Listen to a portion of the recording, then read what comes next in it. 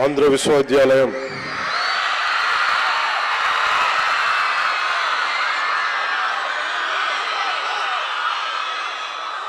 నేను యువతని ఎందుకు ఇంత బలంగా నమ్ముతాను ప్రేమిస్తానంటే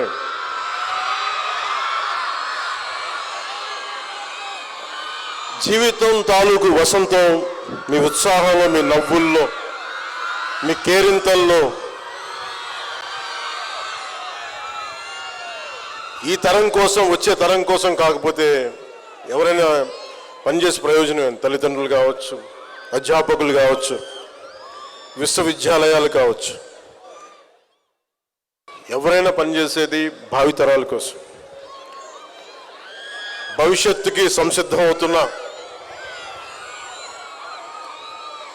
ఆంధ్ర విశ్వవిద్యాలయం విద్యార్థులందరికీ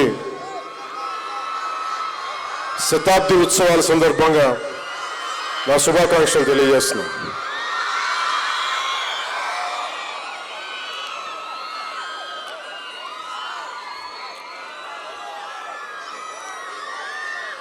నన్ను 100 సంవత్సరాలు ఆంధ్ర విశ్వవిద్యాలయం శతాబ్ది ఉత్సవాలకి, ముగింపు వేడుకలకి, ఈ కల్చరల్ ఫెస్టివల్కి నన్ను ముఖ్య అతిథిగా పిలిచినందుకు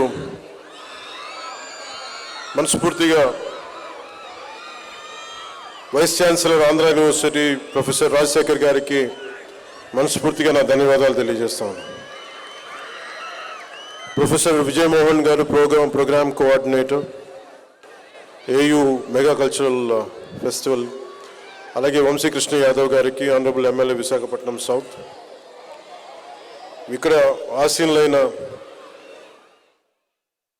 పంచకర్ల రమేష్ బాబు గారికి, సుందరపు విజయ్ కుమార్ గారికి, ప్రణవ్ గోపాల్ గారికి, అభిషేక్ కిషోర్ గారికి, ప్రొఫెసర్ శరత్ కుమార్ గారికి, తేజ్ భారత్ గారికి, ప్రొఫెసర్ విజయమోహన్ గారు, ప్రొఫెసర్ రాంబాబు గారు రిజిస్ట్రార్, ప్రొఫెసర్ పులిపాటి కింగ్ గారు,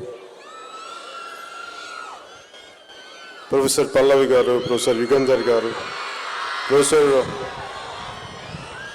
ఆశా ఇమాన్యుల్ రాజ్ గారికి నా హృదయపూర్వక ధన్యవాదాలు. నన్ను ఈ కార్యక్రమంలో భాగస్వామ్యం చేస్తుంది. ఆంధ్ర విశ్వకళా పరిషత్ ఈ లోగో చూస్తున్నప్పుడల్లా నేను అడిగాను, ఈ లోగో ఏంటి అంటే, నేను ఫస్ట్ టైం విశ్వవిద్యాలయంగా చూసాం కానీ ఇప్పుడు రోడ్ల మీద వెళ్తున్నప్పుడు అంత పరిషత్ కనిపించదు. ఫస్ట్ టైం మన ఆంధ్ర విశ్వకళా పరిషత్ లోగో చూస్తుంటే దీని అర్థం ఏంటి అని మొత్తం అడుగుతూ ఉంటే,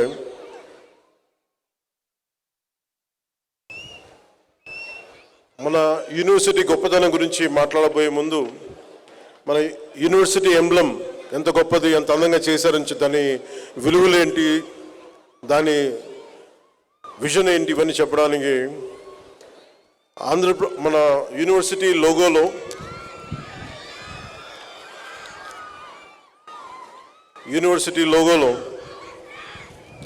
the rising sun represents the university itself, while its radiating rays symbolizes the various faculties of study spreading knowledge.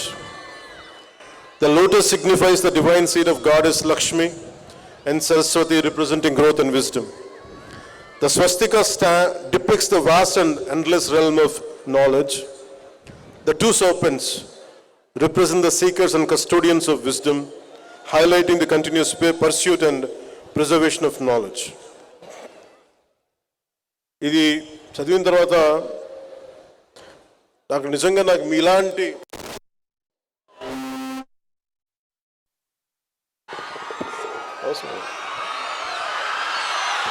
Me Joshi mic కూడా వచ్చినట్టు కదిపితే గోల్ చేస్తుంది.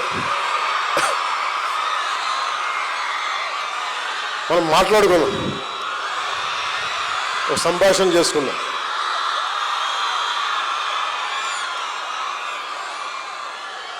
అంటే ఇంత మీ ప్రేమ, మీ అభిమానం ఒకళ్ళు కోరుకుంటే రావి. నేను ఎవరైనా సరే ఒక ఫంక్షన్కి పిలుస్తున్నా, ముఖ్యంగా విద్యార్థులు ఉన్న చోటికి నన్ను రమ్మంటే చాలా ఆలోచిస్తాను. ఎందుకు ఆలోచిస్తానంటే వీళ్ళ మనసులో ప్రశ్నలు ఉంటాయి. ఇచ్చి ఏం మాట్లాడతాడు, ఏం బిగుతాడు, ఏం చూస్తారనుకో, ఏం మాట్లాడతావు చెప్పు మాకు. నేను అందుకనే సినిమా ఫంక్షన్స్లో కావచ్చు చాలా తక్కువ మాట్లాడడానికి ప్రయత్నం చేస్తాను. అది జీవితం మాట్లాడకుండా ఉండాలని ఎంత ప్రయత్నం చేసినా జీవితం నన్ను లక్షల మంది జనం మధ్యలో పెట్టేసింది. విద్యార్థుల నుంచి పారిపోదాం, వాళ్ళు వేసే ప్రశ్నలకి, వాళ్ళు లేవనెత్తే సందేహాలకి, ప్రశ్నలకి మన దగ్గర సమాధానాలు ఉండవు. ఎందుకంటే చాలా ప్యూరెస్ట్ ఫామ్లో ఉంటారు విద్యార్థులు. ఒక ట్యాబ్లో రాసాలి, క్లీన్ స్లేట్. వాళ్ళు ఏదైనా ప్రశ్న అడిగారంటే మనసులో ఏం ఉండదు, చాలా అసలు గుండె లోతులోంచి అడుగుతారు. వయసు వచ్చే కొద్దీ మన దగ్గర సమాధానాలు ఉండవు. అందుకని 10 మంది విద్యార్థులకి నేను ఆలోచిస్తాం. అలాంటిది ఇన్ని వేల మంది విద్యార్థుల మధ్య వచ్చి మాట్లాడాలంటే ఇది ఎంత సాహసం.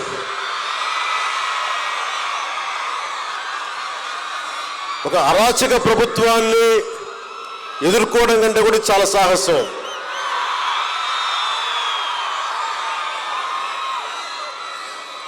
Books are the training weights of our mind అంట.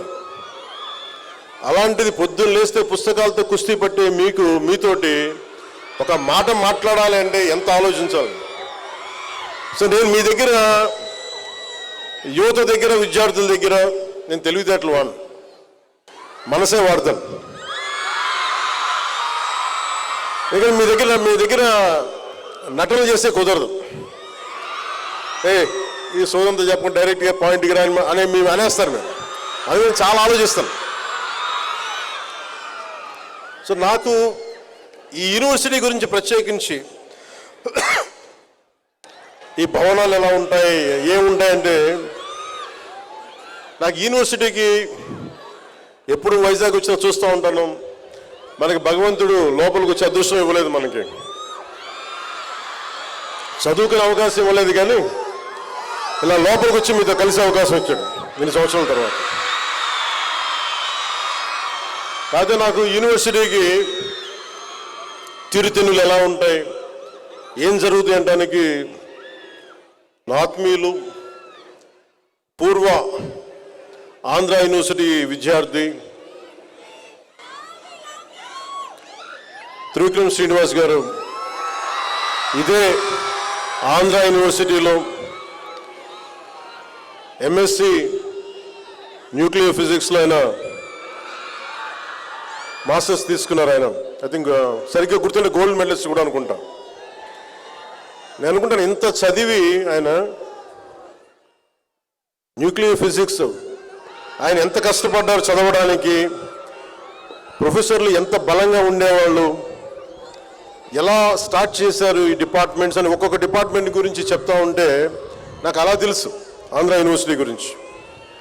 అలాంటి ఆంధ్ర యూనివర్సిటీకి ఈ శతాబ్ది ఉత్సవాలకి నాకు ఈ అవకాశం నిజంగా నేను చాలా అదృష్టంగా భావిస్తున్నాను. ప్రపంచవ్యాప్తంగా విద్యను అందించే ప్రతిష్టాత్మక విద్యా సంస్థలు చాలా ఉన్నప్పటికీ, అంటే 100 సంవత్సరాలు మన స్వాతంత్రం కంటే ముందు నుంచి ఉన్నది, కొన్ని తరాలను తీర్చిదిద్దుతూ అద్వితీయమైన జ్ఞానాన్ని అందించే విద్యా సంస్థలు మటుకు వేళ్ల మీద లెక్క పెట్టచ్చు, కొన్ని ఉన్నాయి. ఆ కొద్ది సంస్థల్లో సగర్వంగా శతాబ్ద కాలం పాటు ఎన్నో వేల మంది మేధావుల్ని సమాజానికి అందించిన మన చరిత్ర మన ఆంధ్ర విశ్వకళా పరిషత్, మన ఆంధ్ర యూనివర్సిటీకి దక్కుతుంది. సో మనందరం గర్వపడాలి, మీరు మరింత గర్వపడాలి, దీంట్లో భాగస్వామ్యం అయినది. ఈ ఆంధ్ర విశ్వవిద్యాలయం ప్రాంగణం కేవలం ఒక క్యాంపస్ మాత్రమే కాదు, ఇది విలువలతో, వ్యక్తిత్వంతో దేశ నిర్మాణంలో భాగస్వామిగా నిలిచి శతాబ్ద కాలాన్ని దిగ్విజయంగా పూర్తి చేసుకున్న భారతీయ వారసత్వ సంపదకు చిహ్నం. 1926లో ఉన్నతమైన విద్యని అందించాలని గొప్ప సంకల్పంతో మేధస్సు, సంస్కృతి, దేశ నిర్మాణం అనే 3 స్తంభాలపై ఆంధ్ర విశ్వవిద్యాలయం ఏర్పడింది. ఇక్కడ విద్యను పూర్తి చేసుకొని బయటికి వెళ్ళిన వారు కేవలం ఉద్యోగాల కోసం కాదు, వివిధ రంగాల్లో సమాజాన్ని ముందుకు నడిపే నాయకులుగా, మేధావులుగా, వ్యవస్థలో మార్పు తీసుకొచ్చే బలమైన శక్తిగా నిలిచారు. అలాంటి భవిష్యత్తుకి మీరు కూడా అడుగులేస్తూ ఉన్నారు. దేశ నిర్మాణం, సమాజ నిర్మాణం, దేశ ప్రగతికి తోడ్పడే మీ ముందు తరాలు ఎలా చేశారో మీరు కూడా దానికి సంసిద్ధం అవుతున్నారు. ఆంధ్ర విశ్వవిద్యాలయం శతాబ్ద కాలం పూర్తి చేసుకున్న సందర్భంగా ఈరోజు మనం ఈ స్థాయిలో ఆంధ్ర విశ్వవిద్యాలయాన్ని చూడగలుగుతున్నాం. ఇంతమంది విద్యార్థులు విద్యను పూర్తి చేసుకున్నారంటే ఈ మహోన్నత స్థాయికి కారణమైన మహనీయులు, ఈ విశ్వవిద్యాలయానికి పునాది వేసిన డాక్టర్ కట్లమంచి రామలింగ సిఆర్ రెడ్డి గారికి, ఈ ఆలోచనకి విలువైన సహకారం అందించిన మాజీ ఉపరాష్ట్రపతి డాక్టర్ సర్వేపల్లి రాధాకృష్ణన్ గారికి, వైజ్ఞానిక రంగంలో రామన్ ఎఫెక్ట్ ద్వారా నోబెల్ పురస్కారాన్ని అందుకున్న సార్ సివి రామన్ గారికి మనస్ఫూర్తిగా నమస్సుమాంజలు తెలుపుతున్నాను. అంటే మీరు చప్పట్లు కొడుతుంటే మనం నిజంగా ఎవరికి చప్పట్లు కొట్టాలి? రాధాకృష్ణన్ గారికి, సివి రామన్ గారికి, డాక్టర్ సిఆర్ రెడ్డి గారికి.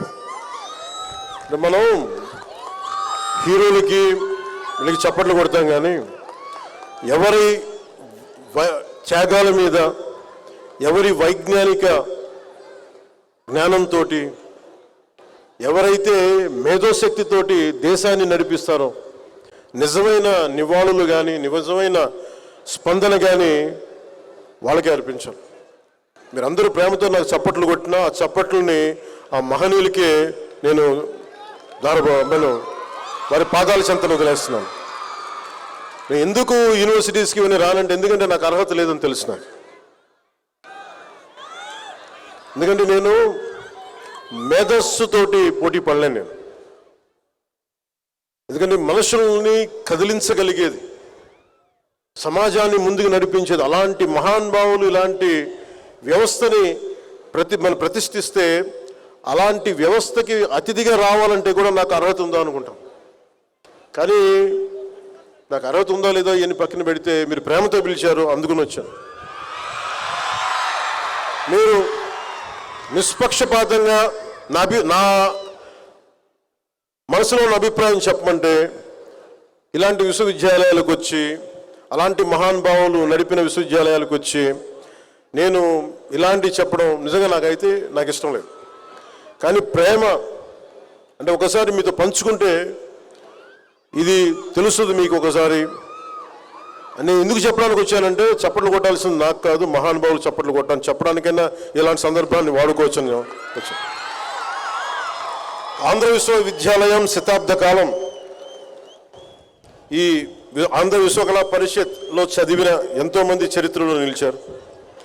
ఇదే విశ్వవిద్యాలయంలో విద్యాభ్యాసం చేసిన ఉపరాష్ట్రపతి గారు ఉన్నారు.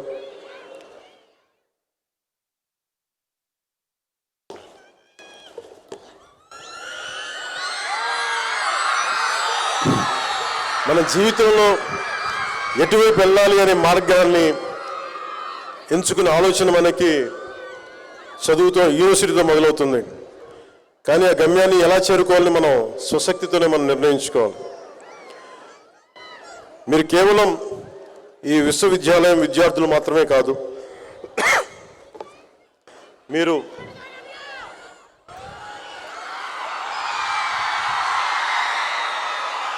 మీ చల్లని మాట చాలు వచ్చే దగ్గు ఆగిపోతుంది.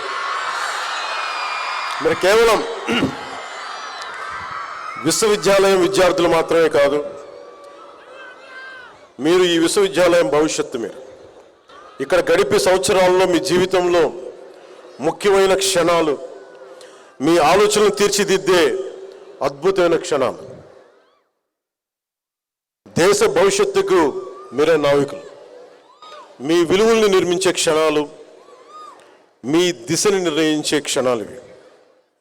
విద్య అంటే పుస్తకాల్లో ఉన్న జ్ఞానం మాత్రమే కాదు, సమస్యల్ని ఎదుర్కోగలిగే ధైర్యం, సరైన నిర్ణయాలు తీసుకునే వివేకం, సమాజానికి ఉపయోగపడే బాధ్యత. సౌత్ ఆఫ్రికా ప్రెసిడెంట్గా చేసి అపార్థైడ్ మీద యుద్ధమే చేసి కొన్ని దశాబ్దాలు చేసిన నెల్సన్ మండేలా గారి మాటల్ని ఒకసారి మీకు గుర్తు చేస్తాను. ప్రపంచాన్ని మార్చగల అత్యంత శక్తివంతమైన ఆయుధం ఉందండి, అది విద్య. కాబట్టి మీ లక్ష్యం కేవలం ప్రతిభ కాదు, మీ ధ్యేయం సమాజ సేవ కూడా కావాలి. మీ జ్ఞానం మీకోసం మాత్రమే కాకుండా మీ అరుపులు కేకలు అన్నీ కూడా, మీ ఉత్సాహం సమాజానికి దేశానికి ఉపయోగపడాలి. ఈరోజు ప్రపంచ స్థాయిలో భారతదేశం ఒక బలమైన దేశంగా నిలిచింది. గౌరవ ప్రధానమంత్రి శ్రీ నరేంద్ర మోదీ గారి నాయకత్వంలో Atmanirbhar Bharat, make in India, Viksit Bharat 2047 వంటి కార్యక్రమాలు భారతదేశాన్ని స్వయం సమృద్ధి వైపు తీసుకెళ్తా ఉన్నాయి. రాష్ట్రంలో కూడా education, empowerment, youth, innovation, opportunities అన్న ఆలోచనలతోటి ముఖ్యమంత్రి శ్రీ నారా చంద్రబాబు నాయుడు గారి నాయకత్వంలో అన్ని ముందుకెళ్తా ఉంది రాష్ట్రం. రాష్ట్రం పునర్నిర్మాణంలో యువతని భాగస్వామ్యం చేసే దిశగా ఈ రాష్ట్ర ప్రభుత్వం అడుగులు వేస్తూ ఉంది. ఈ మార్పుని సాధించగలిగేవారు మన మధ్యలో నిలబడి ఉన్నవారు మీరే. మార్పు తీసుకొచ్చేది యువత మాత్రమే. దేశ భవిష్యత్తు, మన భవిష్యత్తుని పరిస్థితులు నిర్ణయించవు, మన ఆలోచనలు నిర్ణయిస్తాయి, మీ విలువలు నిర్ణయిస్తాయి, మీ చర్యలు నిర్ణయిస్తాయి.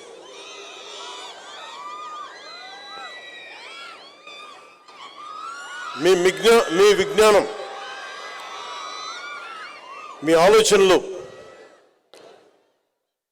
ఇవన్నీ కూడా ఒక పరిష్కార మార్గాలుగా రూపాంతరం చెందాలి. మీ కృషి సమాజానికి ఉపయోగపడే అర్థవంతమైన మార్పు కావాలి. Your knowledge must translate into innovation, your ideals into solutions, your efforts into meaningful change that will benefit our larger society and our country. Dream with conviction, work with dedication, lead with integrity. బలమైన నమ్మకంతో కలలు కనండి. కలలు కను నీ కలల్ని తొక్కుతూ నడుస్తున్న కాళ్ళని ఖండించే వరకు కలలు కనండి. Don't stop dreaming. అందుకని బలమైన కలలు కనండి. నిరంతర కృషితోటి మీరు ముందుకు సాగండి. నిబద్ధతతోటి మీరు నాయకత్వం వహించండి. ఈ ఒక్క 4 మాటలు చెప్పి నేను ముగిస్తాను. ఇది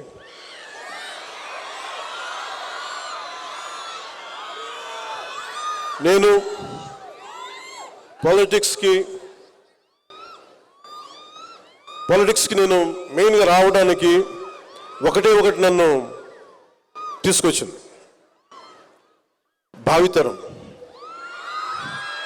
ఎందుకంటే చరిత్ర చదువుకుంటున్నప్పుడల్లా చాలాసార్లు భగత్ సింగ్ త్యాగం గురించి చెప్తా ఉంటాను. అతని ఫిలాసఫీ కానీ, ఒక భగత్ సింగే కాదు, ఎవరో ఎంతమంది మహానుభావులు చిన్న వయసులో చనిపోతే వాళ్ళ చావులు దేనికి వచ్చినాయి, ఎందుకు చనిపోయారు, ఏ త్యాగాల కోసం చనిపోయారు, ఒకసారి చదివినప్పుడల్లా, ఉదాహరణకి ఫ్రీడమ్ ఎట్ మిడ్ నైట్ అనే పుస్తకం చదివితే ఎందుకు దేశ విభజన జరిగినప్పుడు ఎలా జరిగింది, ఎంతమంది చనిపోయారు, ఎన్ని లక్షల మంది చనిపోయారు, ఎన్ని కోట్ల మంది నిరాశ్రులయ్యారు, ఇవన్నీ చదువుతున్నప్పుడల్లా స్వార్థంగా బతకలేం నిజంగా గుండెలోకి తీసుకుంటే. చదివిన చదువు వృధా కాదు. ఇప్పుడు నేను యూనివర్సిటీలకి వెళ్ళలేదు, కానీ యూనివర్సిటీలకి వెళ్ళిన PhD విద్యార్థులా చదువుతాను నేను కూడా ఇప్పుడు రోజు.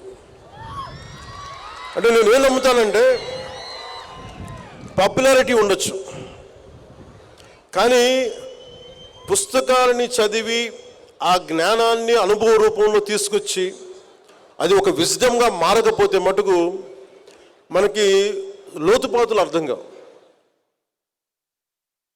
నాకు మంచిగా జరిగింది అనుకుంటా, నేను రెగ్యులర్ కన్వెన్షనల్ ఎడ్యుకేషన్ లేకపోవడం వల్ల నాకు భయాలు లేవు. నేను అందుకనే చాలా బాధ్యతగా నేను ఒకటే అనుకున్నా, నా ఆఖరి శ్వాస వరకు భావితరాల కోసం నేను పనిచేయాలి. ఒక సినిమా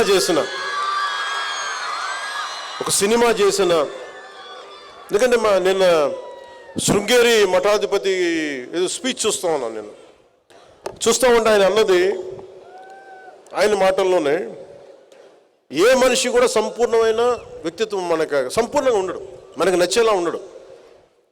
అంటే కంప్లీట్ అంటే 100% గుడ్ అనే పదం ఎక్కడ ఉండదు ఏ వ్యక్తిలో కూడా. కొన్ని మంచి గుణాలు ఉంటాయి, కొన్ని మనకి నచ్చని గుణాలు ఉంటాయి. ఆయన అన్నది ఏంటంటే, కనిపించే మంచి గుణాన్ని శివుడిలాగా అర్ధచంద్రాకారంతో ఎలా నెత్తి మీద పెట్టుకుంటాడు చంద్రుణ్ణి, అలాగే కనిపించని హలాహలాన్ని ఎలాగా కంఠంలో దాచుకుంటాడు, అలాగే మీకు ఏ వ్యక్తిని కలిసినా వాళ్ళలో మంచిని తీసుకోండి, మంచిని బయటికి తెలియజేయండి. శివుడు అర్ధచంద్రాకారాన్ని ఎలా దర్శిస్తాడు శిరస్సు మీద, హలాహలాన్ని మటుకు లోపలే దాచుకోండి, చెడుని మటుకు దాన్ని హైలైట్ చేయొద్దని అది అని చెప్పింది. సో నేను తీసుకుంది, అందరూ నాకు నచ్చే మనుషులు ఉండరు, నచ్చే గుణాలను తీసుకుంటా, నచ్చని గుణాలను వదిలేస్తాను. అలాగే మీరు భవిష్యత్తులో రేపొద్దున యూనివర్సిటీ నుంచి బయటికి వెళ్ళేటప్పుడు గో విత్ వన్ కమిట్మెంట్. మీకోసం ఇంతమంది ట్యాక్స్ పేయర్స్ మనీ, ఇది కొన్ని కోట్ల మంది ట్యాక్స్ పేయర్స్ మనీ. ఇది మనకి యూనివర్సిటీకి వెళ్తే ఈజీగా అన్నీ జరిగిపోతాయి అనుకుంటే మనం కట్టే ఫీజులు తక్కువైనా కానీ ప్రభుత్వం ఖర్చు పెట్టే చాలా ఎక్కువ. సో ఆ చదివిన చదువుకి మీరు ఎంతో కొంత దేశానికి కానీ సమాజానికి కానీ నిజంగా మీరు చేయగలిగితే రుణం అలాగే తీర్చుకోగలం. నాకు ఇంత అభిమానం ఇస్తే సినిమాల్లో నేను రుణం ఎలా తీర్చుకోగలిగానంటే, సమాజం భయంతో కూరుకుపోయి పిరికితనంతో అందరూ ముడుచుకుపోతే నేను వచ్చి నిలబడి ఇదే వైజాగ్లో దగ్గర నుంచి అన్ని రకాలు ఎందుకు నిలబడ్డానంటే, ఇది నా నేల, నా దేశం. నేను ఒకటే అనుకున్నా, నా చెల్లెళ్ళ భవిష్యత్తు ఇది, నా బిడ్డల భవిష్యత్తు ఇది అనుకున్నా, నా తమ్ముళ్ళ భవిష్యత్తు అనుకున్నా. ఓకే, నన్ను తిడతారు, ఇంకోటి చేస్తారు, కానీ గెలుస్తామో లేదో తెలీదు, ఓడిపోవచ్చు, ఓటమికే సిద్ధపడి నేను రాజకీయాల్లోకి వచ్చాను. అప్పుడే బలంగా పోటీ చేయగలను. మీరు అందరూ కూడా పొలిటికల్గా you have to have a say. రేపొద్దున పవన్ కళ్యాణ్ అనే వ్యక్తి సరిగ్గా లేకపోతే తీసి అలాగ పక్కన పడేయండి, హాట్ పొటాటో లాగా. అంటే మీకు ఎందుకు చెప్తున్నానంటే, మీ భవిష్యత్తు ఎవరు నచ్చలేకపోయినా you have to have a say in day to day political affairs. అది మీరు రాజకీయాల్లోకి రావక్కర్లేదు, కానీ you have to have a say. మీరు అది కనుక అది చేయకపోతే మీరు చేతులు ముడుచుకొని ఎంతసేపు మన సోషల్ మీడియాలో మన యాక్టివిజం, మీరు యాక్టివిజం సరిపోదు. Sometimes universities should become should churn on good ideologies. నేను లవ్ యూ.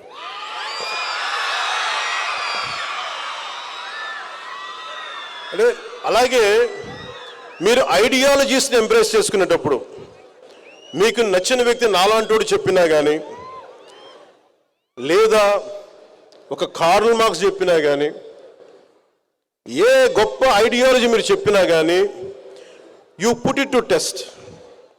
మీ జీవితంలో మీరున్న ఈ పర్టికులర్ టైంకి is it applicable or not. బ్లైండ్గా, గుడ్డిగా ఏ ఐడియాలజీని నమ్మకండి. చెప్పేసి వెళ్ళిపోతారు వీళ్ళు.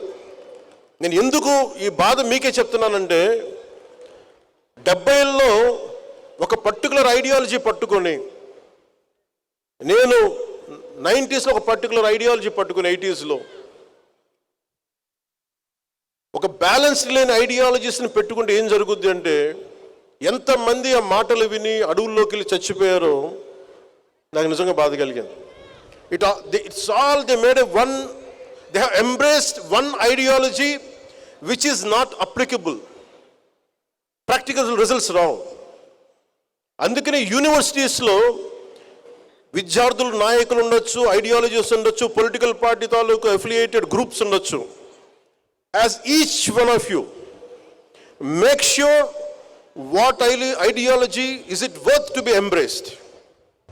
మీరు ముందు చూడాలి, ఒక తరం తర్వాత చూడాలి, 2 తరాల ముందు చూడాలి. So make sure what ideology you're embracing. You embrace an ideology which will uphold dharma. You embrace an ideology which holds constitutional values. You embrace an ideology which will show gratitude to the nation.